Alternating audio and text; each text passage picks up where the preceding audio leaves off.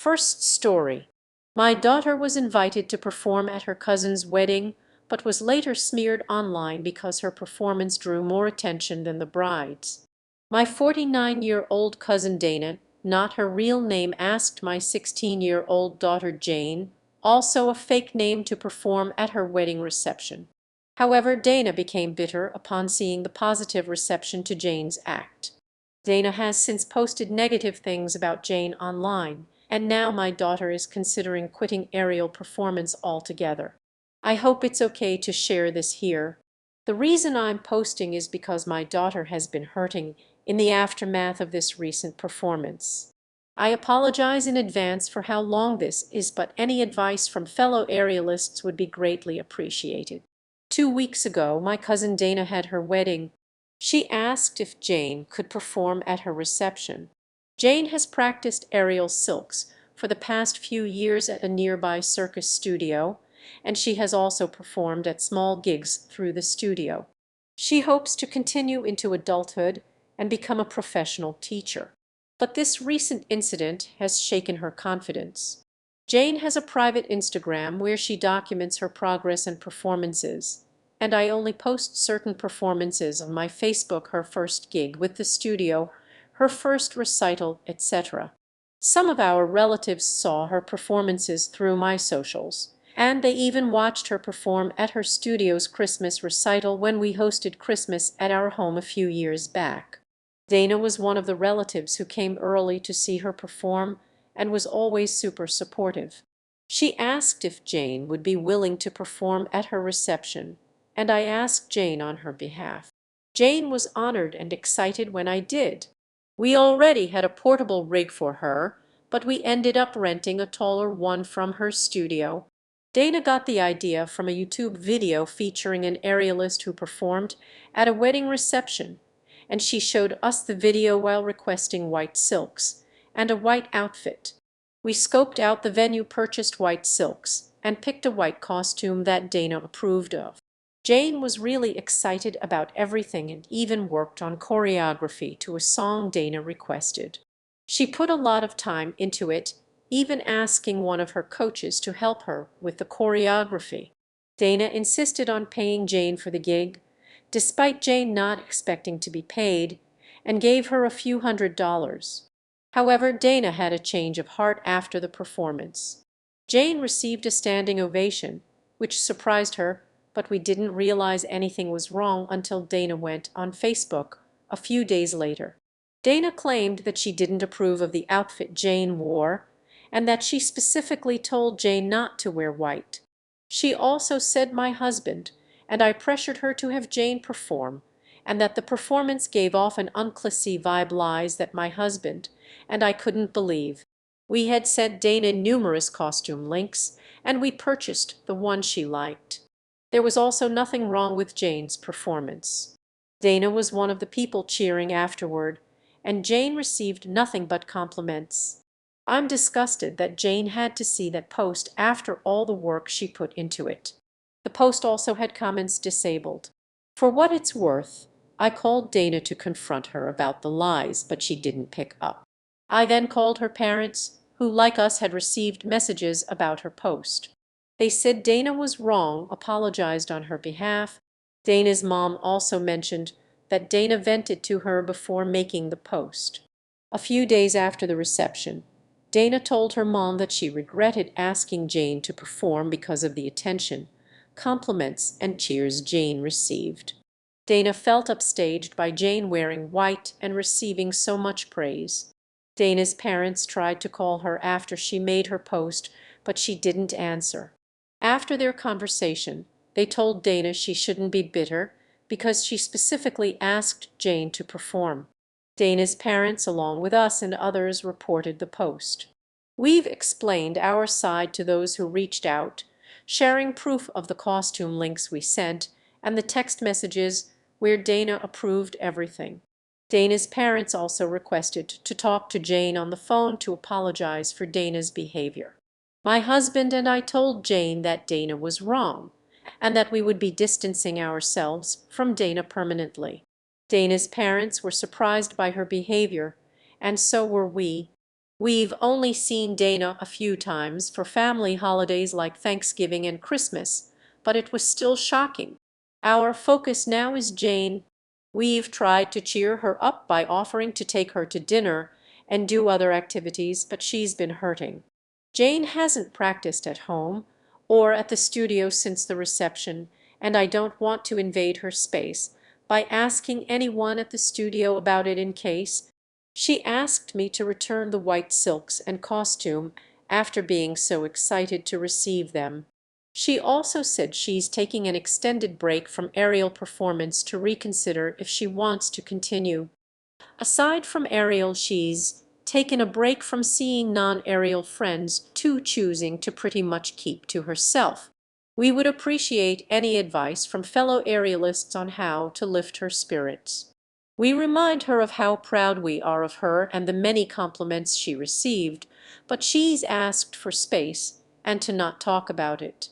We're respecting her wishes and letting time heal, but we'll consider any advice from others who have been through something similar. Second story. I chill-proofed for my in-law's visit, but my husband thought I was overreacting. Now he's gone even further after day one with our nephew. I'm 26 and my husband is 29. We've been married for 5 years and moved to Berlin right after our wedding. Our families, however, still live in Greece and we usually visit occasionally. We don't have any children and don't plan to. We enjoy buying expensive things and experiencing things we never got to as kids, like nice furniture, going to exotic restaurants, and generally just living life the way we want. My husband, on the other hand, comes from a traditional family where every married couple has at least one child. This time, my in-laws, his parents, came to visit us with their 3-year-old son for 2 weeks. It was the first time they've traveled with him and the first time we'd be hosting our nephew. Our nephew is known for going through the terrible twos and throwing tantrums and breaking things. So I did some chill-proofing in our home a day before they were due to arrive. I removed all the glass and ceramic decor, swapped our linen tablecloth for a plastic one, locked up all hazardous items, and covered our sofas with a plush fabric cover. Our sofas are white cashmere, and since my nephew likes to snack while watching television, I wanted to protect them. I also changed my maid's schedule to come 5 days a week instead of 3 so she could help prepare breakfast and keep the house tidy. When my husband saw all the changes, he got upset. He told me he felt I was preparing our house as if we were hosting messy and uncivilized people. He asked why I don't make these changes when our friends with kids visit us in Berlin. He also pointed out that he's never seen our friends make these sorts of changes in their own homes for their kids. I don't understand the comparison at all. Coming over for dinner for 3 hours is very different from staying for a couple of weeks. We've visited his parents enough to see how chaotic their home can get. His brother and sister-in-law keep mostly plastic items in their home for convenience. I think it makes sense to chill-proof for our nephew so my in-laws can relax during the visit. But my husband still didn't agree, even though he's more finicky than I am. Update 1. After our heated discussion last night, my husband and I hadn't spoken much until this morning. I was still upset about how everything went down, but I knew we needed to address it before the visit officially started. My in-laws were due to land early in the morning, and I had already done everything I could to prepare the house for them and their young child. I had spent hours making sure everything was safe and toddler-friendly, so the last thing I wanted was for our upcoming time together to be overshadowed by an argument. However, this morning my husband surprised me by bringing home some food from my favorite restaurant. It was his way of apologizing, and though it was a small gesture, it meant a lot to me. I could tell he had been thinking about the situation and wanted to make things right. Over breakfast, we sat down to talk, and he opened up in a way that I hadn't expected. He admitted that he had overreacted, something I had suspected but hadn't heard him say outright. He told me that he had been frustrated for a while now, not just about the visit, but about the changes in his brother's life ever since he became a father.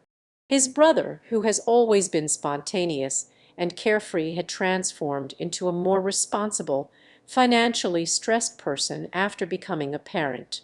I could see how this had affected my husband, who has always been a bit of a perfectionist. He said he hadn't realized just how different things were for his brother until recently, and he hadn't been processing the feelings of frustration and helplessness that came with it. This frustration had somehow been misdirected at me, and I was the one who ended up bearing the brunt of his anger and disappointment. After hearing him out, I tried my best to make him understand that he shouldn't feel responsible for his brother's choices or the way they've chosen to live their lives. I reassured him that while I understood his frustration, I had done what I felt was necessary for our home and the upcoming visit. I explained that I wasn't trying to criticize his family or their way of doing things. I was simply trying to make the visit less stressful for everyone. I was genuinely trying to make sure his nephew felt comfortable and safe during his stay, and that we wouldn't be constantly worrying about our furniture or decor. To my relief, he apologized for how harshly he had spoken to me and acknowledged that my approach was thoughtful. He even said that in his own way he appreciated what I'd done. After all, he's probably even more finicky than I am when it comes to keeping things perfect and maintaining order. He admitted that he hadn't been able to see things from my perspective, but after some reflection, he recognized that I had acted with good intentions. While I'm glad we were able to talk through things, I still feel a bit uneasy about the underlying tensions. It's hard to watch my husband struggle with the changes in his family dynamics, and I know that this whole experience is just a small reflection of a much larger issue. The reality is he's had a lot to adjust to since his brother became a parent, and I think he's been feeling the weight of it more than I realized. I'll continue to support him through this, but I just hope we can avoid letting these issues build up in the future. Once we reached a resolution, I felt a weight lifted off my shoulders.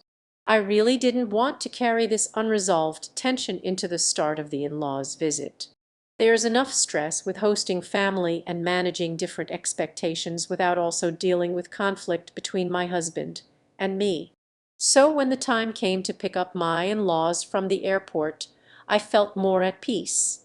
My husband was quieter than usual, but I could tell that the apology and our conversation had settled things in his mind. Still, there was a sense of unease, like we were both tiptoeing around each other in an effort not to rock the boat. As we drove to the airport, I had a mix of emotions. I was glad we were able to resolve things, but a part of me felt nervous about how the rest of the visit would go. Would my husband still have moments of frustration? Would I feel like I was walking on eggshells for the next 2 weeks? Only time would tell. But for now, I was willing to let go of the tension and focus on making the best of the visit for everyone, especially my in-laws and their young son. Update 2. Day 1 of the in-laws' visit has officially arrived, and as much as I hoped everything would go smoothly, my husband's reactions have taken an unexpected turn. The morning started off fine. My husband had put aside his frustrations from the previous night's argument, and my in-laws were happy with the bubble-proofing measures I had made. They were appreciative and impressed with how I had thought ahead, and even though I could sense my husband's lingering discomfort, I tried to keep things light. But then, just when I thought we were in the clear, my husband went even further. I had already done quite a bit to chill-proof the house, but my husband, in his quest for perfection, took it upon himself to put away most of the glass lamps we have. We've always loved our glass lamps. There are about 35 of them in our home, each one carefully chosen to fit the aesthetic we've curated over the years. But as he pointed out, they're dangerous for a toddler, especially one like my nephew, who is in the midst of his terrible twos phase. I couldn't help but chuckle a little as he carefully wrapped each lamp in bubble wrap and tucked it away in the spare room. It's just so like him to go above and beyond. But what really threw me for a loop was when we went to pick up my in-laws from the airport. As we drove back, my nephew, who had been quiet up until that point, accidentally spilled a bag of chips all over the back seat and floor mats. Everyone in the car burst into laughter. It was just a bag of chips, after all, and no one was too concerned. But I could see the sheer horror in my husband's face. His usual stoic expression was replaced with a look of disbelief as he stared at the mess in the back seat. The moment passed quickly, but my husband's reaction lingered. When we got home, he went straight for the vacuum cleaner and started cleaning the backseat area, spending nearly 2 hours getting every last crumb. I tried to help, but he insisted on doing it himself. I honestly don't think he realized how deeply this little incident was affecting him. It's funny in a way, because here he was vacuuming like his life depended on it. I understand where my husband's coming from. He's always been a bit of a perfectionist, and I knew he would want to control every little thing about this visit. But it was starting to get to a point. I could see his nerves starting to fray, and I wasn't sure how much more he could handle. Still, I tried to keep things as positive as possible. I made a point of telling him how much my in-laws appreciated the chill-proofing and how glad they were that we'd made the effort to ensure their son was safe. But the more I watched him, the more I realized that this was about more than just chips on the floor. There's a bigger picture here. He's feeling the weight of being the responsible one in the family, especially when it comes to hosting his brother's family. I think he wants to be the perfect host, but in doing so, he's overcompensating for his brother's new role as a father. It's like he's internalizing the idea that he has to be perfect at everything: parenting, hosting. At the same time, I felt guilty. I had been hoping that my preparation would make things easier for everyone, but it seems that my husband's anxiety is only increasing. I keep telling myself it will get better, that it's just the first day, but deep down I'm unsure how he's going to handle the rest of the visit. I don't want to add any more pressure, but I can't ignore the fact that I'm concerned about how he'll deal with the little messes and hiccups that are bound to happen. I'm trying to stay calm and positive for everyone's sake. But now I realize that my husband's need for control is something we'll need to address more seriously when this visit is over. I'm hoping things settle down as the days pass, and that we can all find a good balance in terms of expectations and how we approach hosting family.